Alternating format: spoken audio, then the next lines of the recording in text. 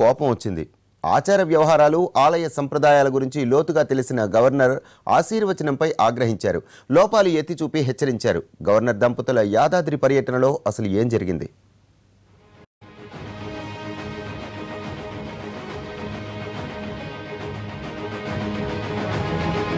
శ్రీ లక్ష్మీ నరసింహస్వామి దర్శనం కోసం యాదాద్రి ఆలయానికి వెళ్లారు గవర్నర్ నరసింహన్ దంపతులు. ఆలయ అర్చకులు ఆశీర్వచనమిచ్చారు. అయితే అది సంప్రదాయబద్ధంగా లేకపోవడంతో నరసింహన్ అసంతృప్తి చెందారు. రాష్ట్ర ప్రథమ పౌరుడికి ఆశీర్వచనం ఇచ్చేది ఇలాగేనా అంటూ ఆగ్రహించారు.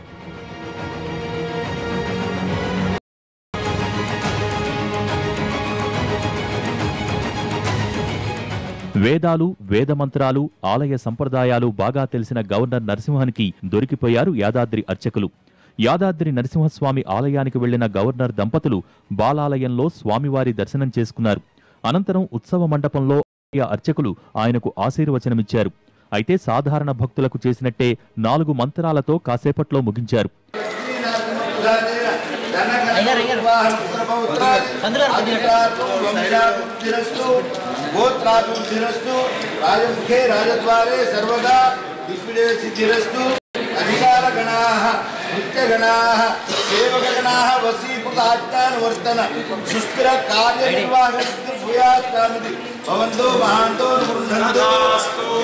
ఆశీర్వచనంలో వైదిక సంప్రదాయాల్ని పాటించని విషయాన్ని వెంటనే పసిగట్టారు గవర్నర్ నరసింహన్.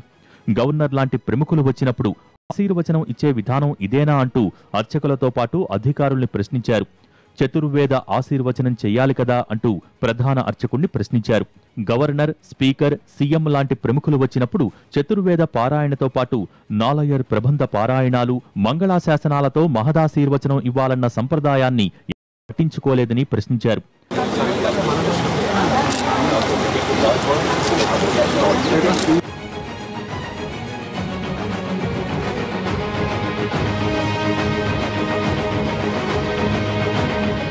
నాకు వేదాలు తెలుసు, వాటి గురించి పరిజ్ఞానం ఉంది కాబట్టే లోపాల్ని గుర్తించిన గవర్నర్ నరసింహన్ ఆలయ EO Geetha Reddy, YTDA vice chairman Kishan రావుపై ఆగ్రహం వ్యక్తం చేశారు.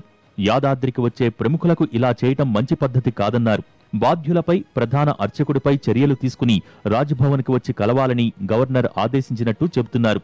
అయితే గవర్నర్ ఆగ్రహించిన మాట వాస్తవమే అయినా రాజ్భవన్కి రమ్మని చెప్పలేదంటున్నారు అధికారులు.